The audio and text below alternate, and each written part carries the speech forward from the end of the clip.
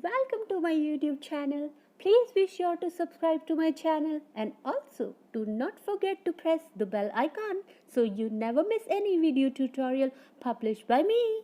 Hello students, welcome to my YouTube channel Complex Biology. So in the previous videos we learnt about C3 cycle like dark reaction and light reaction of C3 cycle, Kelvin cycle. So now let us discuss C2 cycle. So we know that in dark reaction of C3 cycle, an enzyme known as Rubisco is used, and this is the main enzyme which catalyzes the dark reaction, the carboxylation part. Now let us understand another cycle which is known as photorespiration, C2 cycle or photosynthetic carbon oxidation cycle. This cycle, C2 cycle, is present only in C3 plants, like the plants which are found in India and all. So let us discuss the photorespiration, what exactly C2 cycle is and why and how it is operated. First of all, let me tell you this. Rubisco enzyme catalyzes both carboxylation and oxygenation reaction of ribulose 1,5-bisphosphate, RUBP. We know that this is the substrate for Rubisco during C3 cycle, and it serves as the backbone of the carbohydrate molecule which we eat as food. So that was about the carboxylation, because there carboxylation was occurring, carbon dioxide was being fixed. Apart from this enzyme Rubisco also catalyzes oxygenation reaction. As the name indicates, like carboxylation means involving fixation of carbon dioxide. In the same way, oxygenation means which requires oxygen. Basically, this in C2 cycle, Rubisco and ribulose 1,5-bisphosphate, they both are also used, like they are used in C3 cycle. So basically, in C3 plants, Rubisco enzyme ribulose 1,5-bisphosphate will be the substrate for both the reaction, carboxylase and oxygenation reaction. And enzyme will be Rubisco. And these both the processes, carboxylation or oxidation, both are concurrent processes. That means they will occur simultaneously in opposite direction. So that means if oxygenation is occurring, then carboxylation will be somewhat, it will be disturbed, right? Because same enzyme will be now engaged with oxygen rather than being engaged with RUBP plus carbon dioxide. Right. So now let us understand when oxygenase activity is accelerated. Usually, if we talk about 100 times, then 80% of time carboxylation reaction occurs and oxygenation occurs only 20%. But in case of oxygenation activity of Rubisco is accelerated by 4 factors. Like when there are these 4 factors: high oxygen concentration, low carbon dioxide concentration, high temperature, high intensity radiation. Whenever these 4 factors are present, Rubisco will tend to do oxygenation more. Because of oxygenation, because of this C2 cycle, one of the carbon dioxide which has been fixed during carboxylation, carbon dioxide is fixed, right? Inorganic carbon dioxide. So the fixed carbon dioxide is lost. So as such, the plant is in loss, and the plant undergoes almost 25% loss. So now let me tell you the interconnection between both the cycles. For example, the C3 cycle, dark reaction of C3 cycle is going on in the stroma of the chloroplast. So this is RUBP, ribulose 1,5-bisphosphate. Carbon dioxide here, net gain of carbon dioxide is occurring. So 3-phosphoglycerate will be formed. That we learned already in dark reaction.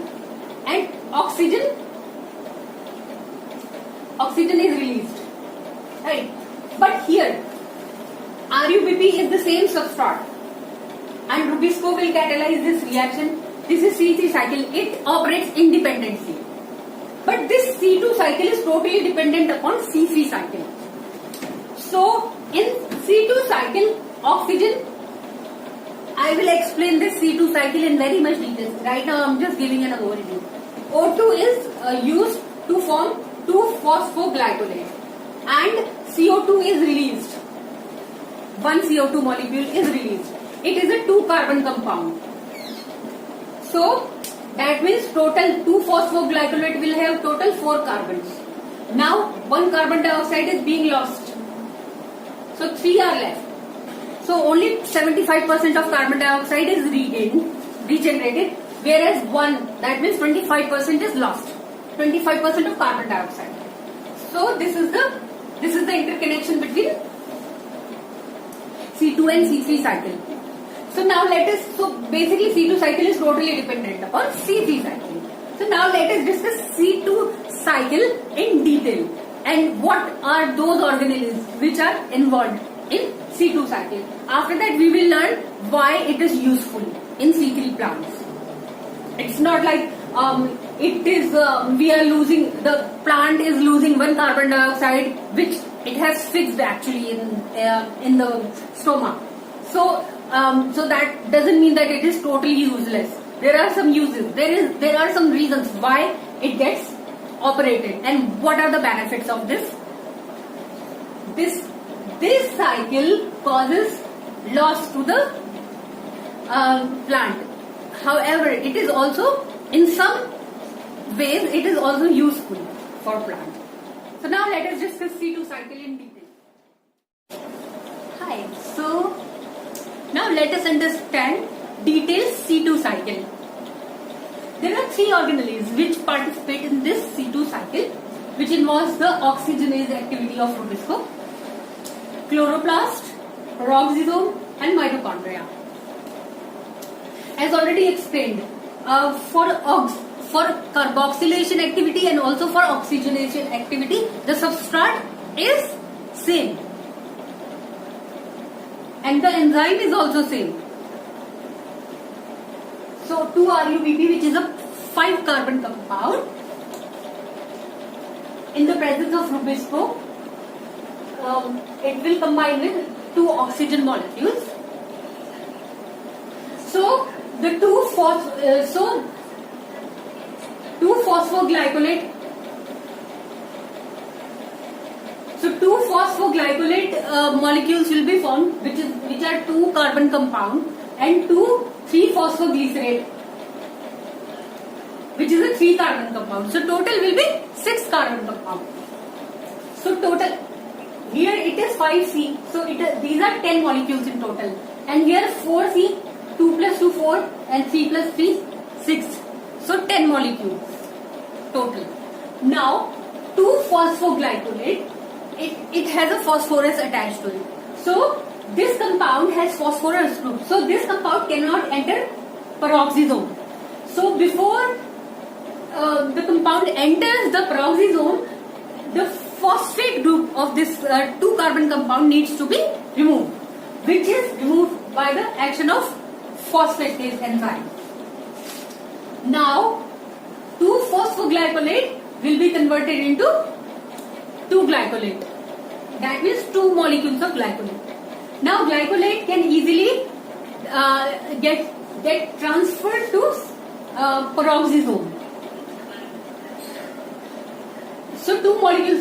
There are some some pores, some transporters over here, which help in the transport of glycolate from chloroplast to peroxisome. Now here what will happen is,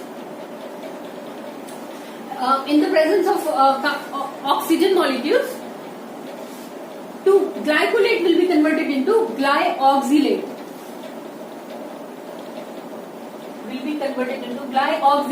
Which is also a 2-carbon compound. And the reaction will be catalyzed by an enzyme known as glycolate oxidase. Now 2 oxygen molecules along with two molecules of glyoxylate, 2 molecules of hydrogen peroxide will also be formed.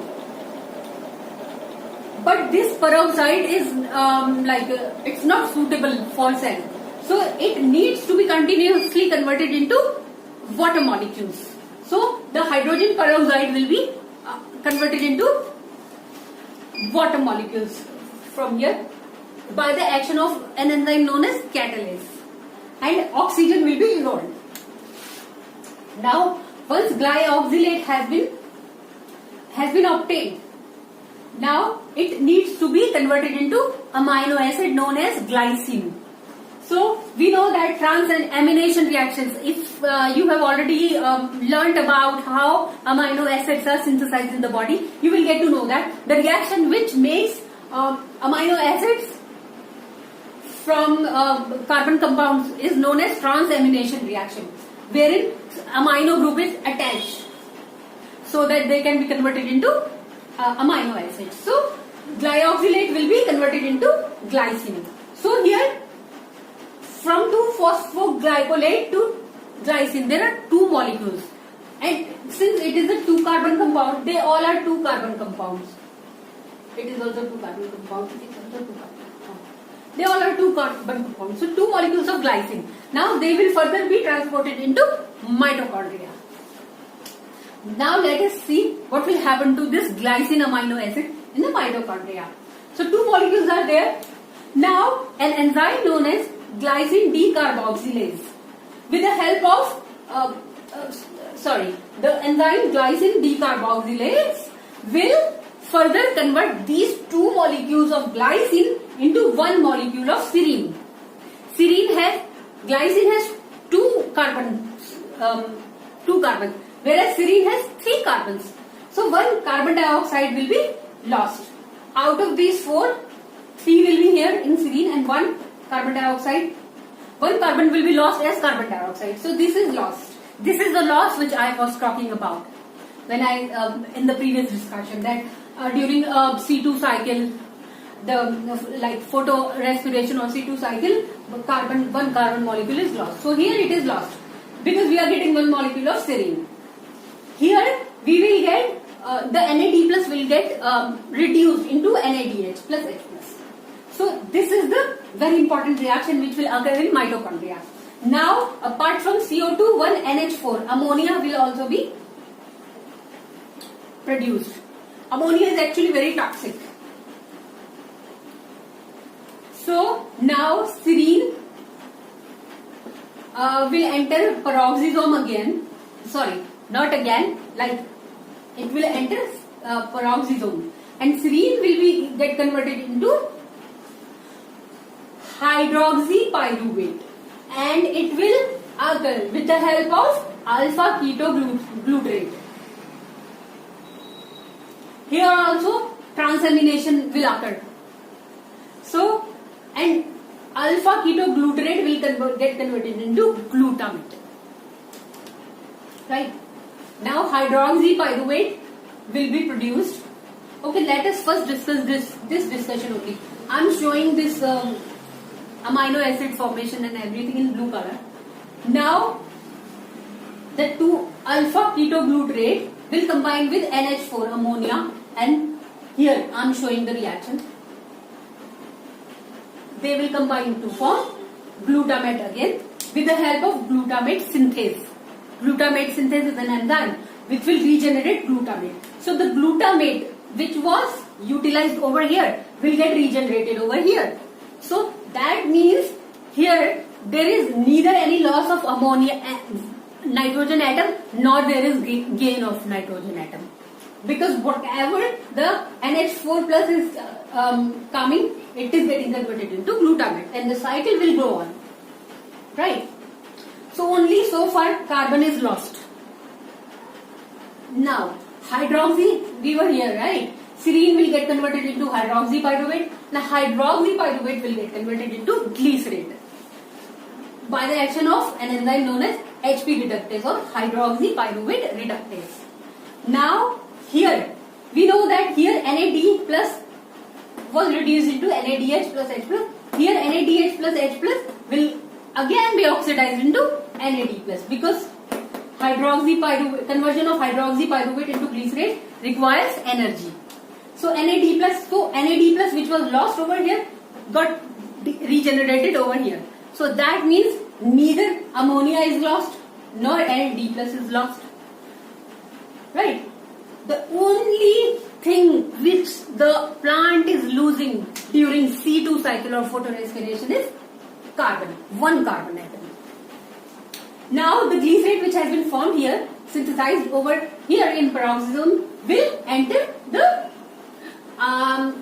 chloroplast stroma again. Because we know dark reaction occurs in stroma, and C2 cycle and C3 cycle both are concurrent cycles. So glycerate will get converted into 3-phosphoglycerate with the action of glycerate kinase. And here ATP molecule will be required. So the plant got the 3-phosphoglycerate from here, and 2-phosphoglycerate were already produced. So this is a 3-carbon compound. They both are same, right? So 2 molecules here 2 into 3 is equal to 6. 1 molecule over here, 6 plus 3. So total is 9. But we started with 10 carbon atoms. So that means the only loss which the plant incurred during C2 cycle is 1 carbon dioxide molecule, which is liberated as carbon dioxide molecule. So that's all about C2 cycle. Now let us understand why it is important for C3 plants to undergo this cycle, the C2 cycle. So now let us discuss the summary of C2 cycle. So basically these are some points related to C2 and C3 cycle and their comparison. C2 cycle is dependent upon C3 cycle. Why? Because the substrate which is required for C2 cycle, RUBP, ribulose 1,5 bisphosphate, it is regenerated only during C3 cycle, that we discussed during dark reaction. I have already posted the video for that. If you want to check, you can check. Right. So during C3 cycle only, it is RUBP is regenerated. Secondly, O2 during photorespiration, O2 is not utilized in mitochondria. So that is the difference between photorespiration and normal respiration. In normal respiration, what happens in mitochondria is O2 is the final electron acceptor. We learned about it in previous videos. But here, there is no role of O2 in mitochondria. In peroxisome and chloroplast, O2 plays a very big vital role in fact. But in mitochondria, during C2 cycle, O2 does not play any role. Third, during carboxylation reaction, 2 molecules of 3-phosphoglycic acid are produced, while during oxygenation, 1 molecule of 3-PGA and 1 molecule of 2-phosphoglycolate is produced. We learned during dark reaction 2 molecules of 3-phosphoglycic acid were produced in dark reaction. But here that was during carboxylation. But during oxygenation, 1 molecule of 3-PGA, as discussed just now previously before this discussion, we learned how 3-PGA is produced, and 1 molecule of 2-phosphoglycolate is produced. Right. The fourth point is O2 is utilized in chloroplast and peroxisome only. I have already discussed that. But in mitochondria, O2 is not utilized. What happens in mitochondria? We just learned it, right? In mitochondria, 2-glycine is converted into 1 molecule of serine. So, 2-glycine means glycine has 2 carbons and 2 molecules of glycine will have 4 carbons. So, it gets, by decarboxylation, serine is produced. So, in mitochondria, mainly decarboxylation takes place. And during photorespiration, 10% of carbon dioxide is lost in mitochondria in total. Like if we think about the initial substrate, 2 molecules of RuBP, which is a 5 carbon compound. So 2 into 5 is equal to 10. Right? So out of the 10 molecules, carbon molecules, 1 is lost in mitochondria as carbon dioxide. That means in total there is a loss of 10% carbon dioxide. Now let us discuss the uses of oxygenase activity, the uses of C2 cycle, why it takes place. So the oxygenase activity of Rubisco is, it protects the plant from the stressful conditions, like when high light intensity is there, like in very hot sunny day, during high O2 concentration, during drought, salt stress, the C2 cycle is rapidly operated. And so this is the use of C2 cycle, which protects the plant from high O2 concentration and intensity and everything, drought. So these are the uses of C2 cycle. So, but somewhat it is helpful for the plant, but also the plant is losing one carbon dioxide molecule, which it fixes with the not great difficulty, yeah, but they are fixing it, right?